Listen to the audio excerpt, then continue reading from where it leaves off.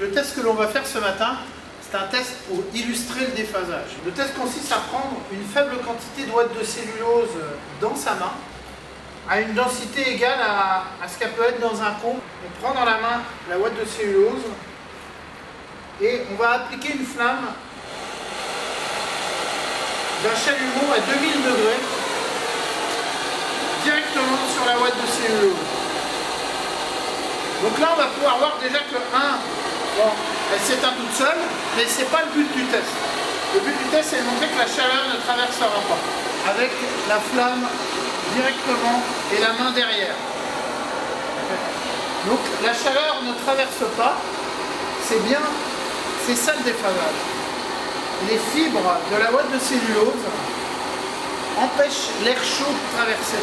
Exactement ce qui se passe en été quand le soleil frappe sur les tuiles et qui fait 60 degrés dans les combles, la chaleur ne traverse pas. Ou en hiver quand il fait moins 5 degrés dans vos combles, et que là vos 23 degrés vous voulez les garder à l'intérieur. Il se passe la même chose. C'est un test qui montre bien que si une flamme à 2000 degrés ne traverse pas, la chaleur chez vous va rester à l'intérieur.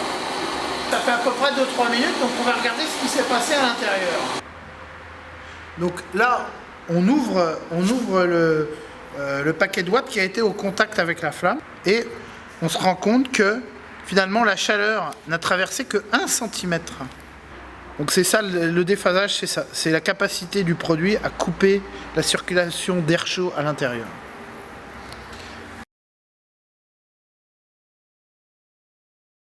Dans la continuité des essais qu'on a fait avec la ouate de cellulose pour montrer la capacité de déphasage due à la difficulté à l'air de traverser l'isolant, on va maintenant faire un essai avec de la laine de verre. Alors c'est un panneau de 10 cm traditionnel que 90% des clients ont dans leur comble. Dans les mêmes conditions, on va appliquer la flamme sur la laine de verre.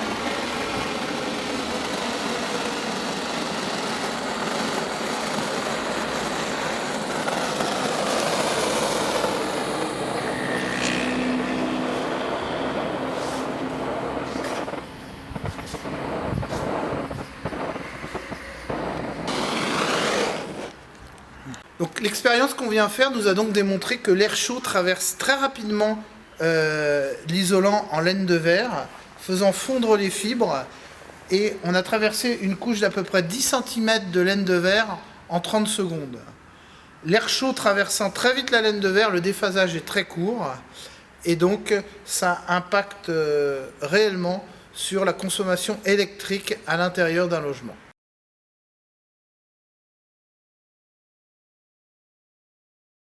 Sur les images derrière moi, on peut donc voir de la ouate de cellulose, de la laine de verre et de la laine de roche en vue microscopique. On peut se rendre compte que sur les images de la laine de roche et de la laine de verre, les fibres sont longues, distendues, laissant libre passage à l'air, donc provoquant un déphasage rapide et constituant une isolation médiocre.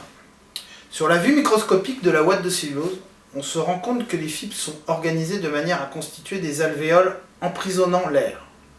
De cette manière, ni le chaud ni le froid ne peut circuler librement, ce qui constitue le principe même de l'isolation. Nous avons apporté la preuve de l'importance de l'air comme isolant, à condition que ce soit de l'air emprisonné. Sinon, il se crée un pont thermique, l'air circule et emporte la chaleur avec lui. Nous pouvons dire que, de manière générale, les matériaux présentant le plus d'air emprisonné sont les plus efficaces.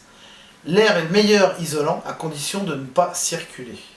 Et maintenant, pour illustrer concrètement mes propos, prenons une étude réalisée par l'Université du Colorado, qui a comparé 2 maisons construites à l'identique, l'une isolée avec de la ouate de cellulose et l'autre avec de la laine de verre. Le test met en évidence que la ouate de cellulose permet une économie d'énergie de 26,4% par rapport à la laine de verre. La ouate de cellulose installée dans un logement espace les périodes d'apport calorique en hiver, diminuant d'autant les factures d'énergie. En été, elle apporte du confort thermique en éliminant quasiment le cycle jour-nuit de variation de température, vous évitant les bouffées de chaleur de fin d'après-midi.